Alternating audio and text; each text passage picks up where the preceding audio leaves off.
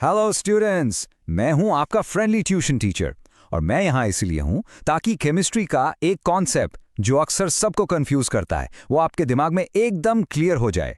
अच्छा, आपने कभी आराम से उस पीरियोडिक टेबल को देखा है जो आपकी क्लासरूम की दीवार पर लगा रहता है? सोचा है कभी कि उसका शेप इतना अजीब सा क्यों है? देखो, ये कोई सिंपल सा रेक्टेंगल तो है नहीं, बीच में से अचानक एक बल्ज सा निकल आता है, एक एक्स्ट्रा सेक्शन। ये है क्या आखिर? तो आज का हमारा टॉपिक बिल्कुल यही है, position in the periodic table. हम इसी पजल को सॉल्व करने वाले हैं और मैं प्रॉमिस करता हूं इस एक्सप्लेनर के एंड तक ये कॉन्सेप्ट आपको एग्जाम्स के लिए बिल्कुल आसान लगेगा। ओके, आगे बढ़ने से पहले हमें इसकी इतनी परवाह करनी ही क्यों चाहिए? सिंपल सी बात है, किसी भी एलिमेंट की जो पोजीशन है ना, वही उसकी इलेक्ट्रॉन कॉन्फ़िगरेशन डिसाइड करती है और वही कॉन्फ़िगरेशन आगे जाके उसका सारा केमिकल बिहेवियर कंट्रोल करता है। तो पॉइंट ये है कि टेबल के स्ट्रक्चर को समझना आगे एलिमेंट्स के रिएक्शंस को प्रिडिक्ट करने का एक सीक्रेट कोड है। चलो अब सीधे इसके रीजन में डाइव करते हैं।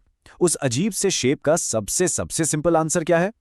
ये जो डी ब्लॉक एलिमेंट्स हैं उन्हें एस ब्लॉक यानी ग्रुप्स 1 और 2 और पी ब्लॉक यानी ग्रुप्स 13 से 18 के बीच में स्क्वीज कर दिया गया है। बस उनके बीच में फिट कर दिया गया है। इसको ना ऐसे इमेजिन करके देखो, मान लो कि पीरियोडिक टेबल एक बिल्डिंग है, ठीक है? एस ब्लॉक और पी ब्लॉक उसके मेन फ्लोर्स हैं जहां सब कुछ बिल्कुल एक्सपेक्टेड है, लेकिन डी ब्लॉक एक पूरा का पूरा हिडन विंग है जो इन मेन फ्लोर्स के बीच में कहीं डाल दिया गया है। पर असल में एटॉमिक लेवल पे क्या चल रहा है? देखो, इलेक्ट्रॉन्स पहले सबसे बाहर वाले ns ऑर्बिटल्स को फिल करते हैं, लेकिन डी ब्लॉक एलिमेंट्स में एक ट्विस्ट है। यहां ns ऑर्बिटल्स के भरने के बाद इलेक्ट्रॉन्स अचानक से एक लेवल अंदर यानी इनर n-1 डी ऑर्बिटल्स में जाना शुरू कर देते हैं। अब आप सोचोगे ऐसा क्यों? ऐसा इसलिए होता है क्योंकि इन बड़े एटम्स में ns और n-1 डी ऑर्बिटल्स की एनर्जी बहुत बहुत क्लोज होती है और यही इनर फिलिंग उस बल्ज या हिडन विंग को क्रिएट करती है। चलो एक और एनालॉजी से समझते हैं, इसे और आसान बनाते हैं। सोचो कि पीरियोडिक टेबल एक कॉन्सर्ट हॉल का सीटिंग चार्ट है। एस ब्लॉक एलिमेंट्स वो फ्रंट रोज में बैठे हैं, पी ब्लॉक एलिमेंट्स मिडिल और बैक रोज में हैं और डी ब्लॉक वो एक्स्ट्रा रोज हैं जो अचानक से बीच में इंसर्ट कर दी गई हैं ताकि और लोग फिट हो सकें। सिंपल है ना? इस स्ट्रक्चर को इस तरह से सोचना।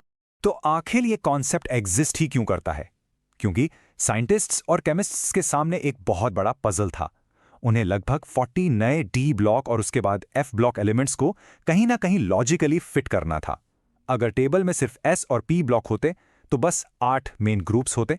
इन एक्स्ट्रा एलिमेंट्स ने ही टेबल के स्ट्रक्चर को एक्सपैंड होने पर मजबूर कर दिया। और इस कॉन्सेप्ट की असली पावर यही है। किसी एलिमेंट की पोजीशन एक केमिस्ट के लिए एक शॉर्टकट है।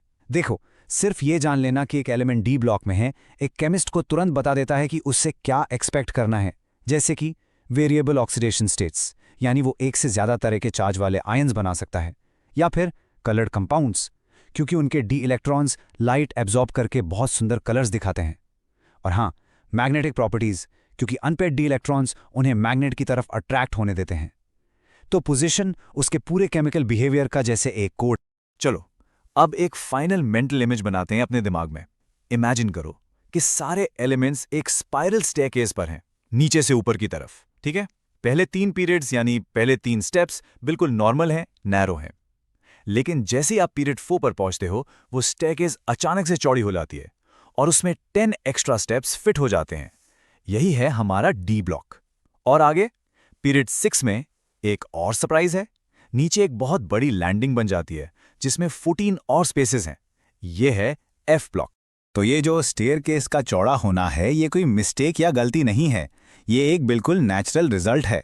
जैसे जैसे एटम में नए टाइप के ऑर्बिटल्स जैसे डी ऑर्बिटल्स और एफ ऑर्बिटल्स इलेक्ट्रॉन्स के लिए अवेलेबल होते जाते हैं, टेबल का शेप उन्हें आराम से अकोमोडेट करने के लिए नेचुरली एक्सपैंड होता जाता है। So you see, the shape is a perfect map of how electrons fill up inside the atom. ठीक है, चलो अब इसको एग्जाम के लिए क्विकली रिकैप कर लेते हैं। 3 चीजें याद रखना। पहला, कोर आइडिया, डी ब्लॉक एक हिडन विंग है। दूसरा, मेंटल एनालॉजी, ये एक कॉन्सर्ट हॉल है जिसमें बीच में एक्स्ट्रा रोज हैं। और तीसरा, मेंटल इमेज, ये एक स्पाइरल स्टेयरकेस है जो अचानक से चौड़ी हो जाती है। अगर ये 3 चीजें आपको याद हैं तो आपकी क्लासरूम की दीवार पर लगा वो अजीब सा चार्ट अब अजीब नहीं, बिल्कुल लॉजिकल लगेगा। बस ये 3 पॉइंट्स याद रखिए, द कोर आइडिया, एक एनालॉजी और एक मेंटल इमेज, और ये टॉपिक आपके एग्जाम्स में बहुत हल्का, बहुत आसान फील होगा। Trust me, you've got this. All the best.